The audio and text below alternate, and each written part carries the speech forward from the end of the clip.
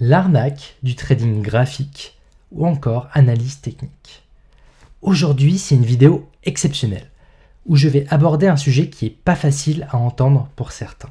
Je vais essayer de le faire de la façon la plus pragmatique possible pour éviter de braquer qui que ce soit. Mon objectif est avant tout de permettre à un maximum d'avancer, même si ça implique de mettre à nu certaines croyances, qui peuvent nuire à beaucoup d'adeptes de ceux qui prennent des décisions d'achat ou de vente sur les marchés uniquement basées sur des traits dessinés sur des graphiques. Dans cette vidéo, je vais te montrer pourquoi le trading graphique, ou encore appelé analyse technique, n'est pas un bon estimateur des cours futurs dans la plupart des cas, par une analyse quantitative sur 2 stratégies. Et je vais te donner des pistes sur quoi faire à la place avec des stratégies plus pragmatiques et vertueuses pour ton patrimoine. Hello, c'est Guillaume, je suis ingénieur en finance de marché. J'ai travaillé en banque et en fonds d'investissement à Paris et à New York. Aujourd'hui, je t'aide en vidéo et avec mes outils à protéger et faire croître ton patrimoine. Allez, c'est parti. Pourquoi 99,9% du trading graphique ne fonctionne pas? Le problème de fond s'explique car la plupart des traders dits graphiques ne font pas d'études quantitatives poussées. C'est-à-dire que la plupart du temps, ils présentent un graphique sur lequel il y a un nombre de trades non significatif. C'est-à-dire trop peu d'occurrences sont présentes pour conclure quoi que ce soit. Alors que pour démontrer une telle stratégie, pour savoir si elle fonctionne ou pas, en finance, il existe des méthodes plus sérieuses, comme faire des simulations. Et en finance de marché, on appelle ça plus précisément des backtests. Tu le sais si tu me suis déjà, je suis ingénieur et j'aime bien me livrer à des études quantitatives de temps en temps.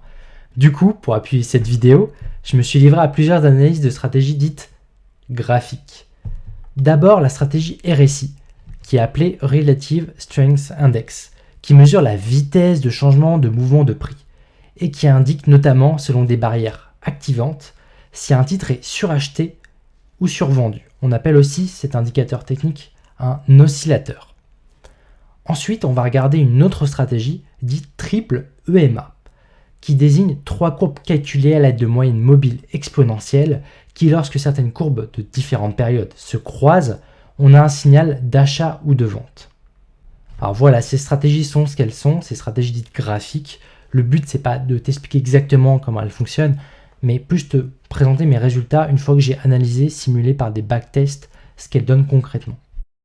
Bref, pour obtenir des résultats exploitables, il faut un nombre d'opérations important, supérieur à 1000 transactions par mois en général, et donc plus de 12 000 par an.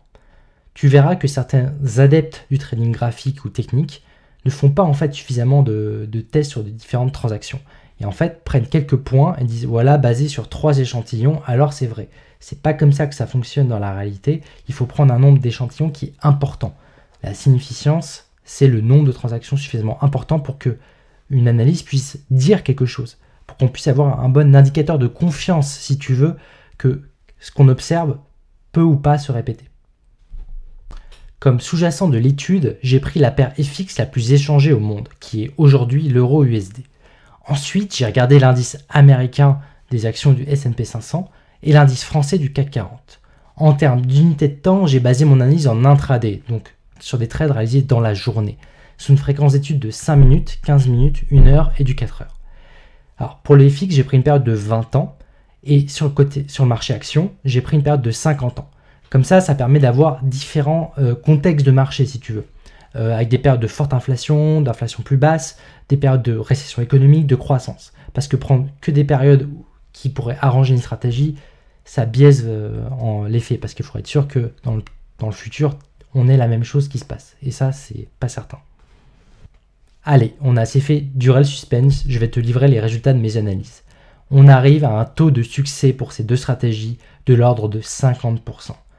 La conclusion, c'est que ces stratégies d'analyse graphique sont in fine proches de jouer à pile ou face en termes de résultats obtenus.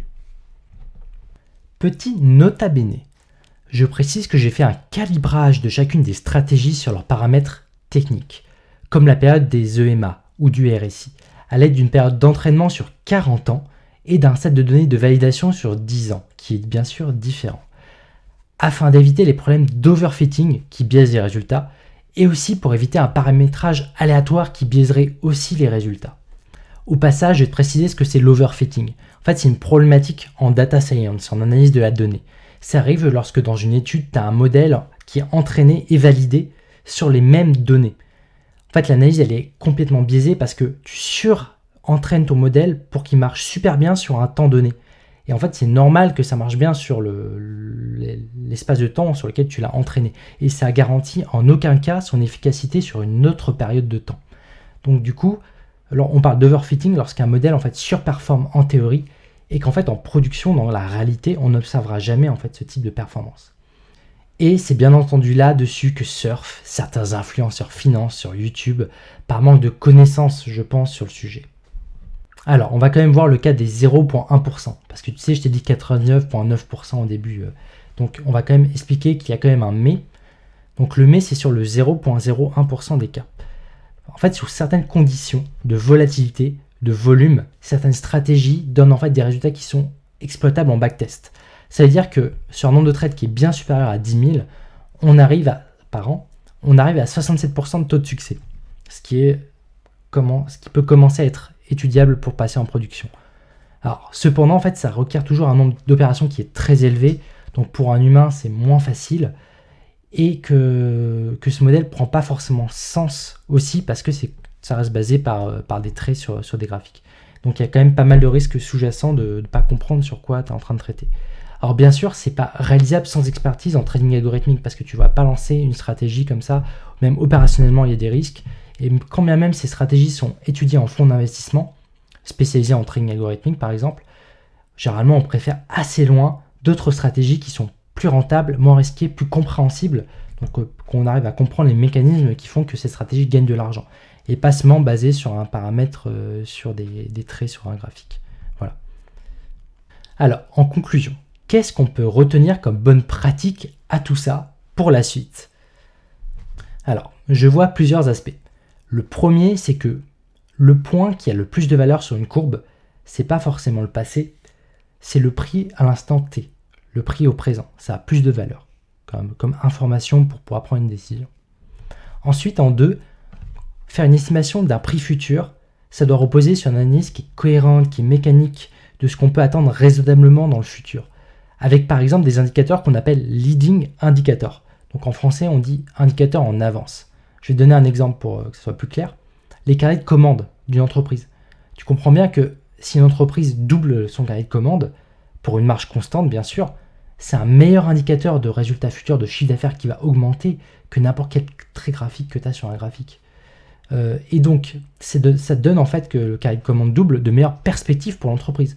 Et donc, on peut s'attendre raisonnablement des bénéfices plus élevés et une révalorisation à la hausse du prix de son action.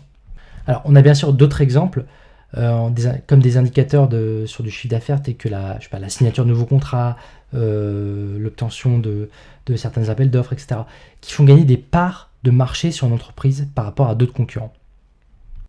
Alors, je vois aussi un autre aspect à retenir, c'est qu'un indicateur graphique d'une courbe qui passe sous une autre ou au-dessus d'une autre, etc., en fait, ce sont des raisonnements d'investissement qui s'apparentent plus à des traits magiques sur des graphiques, jusqu'à preuve du contraire.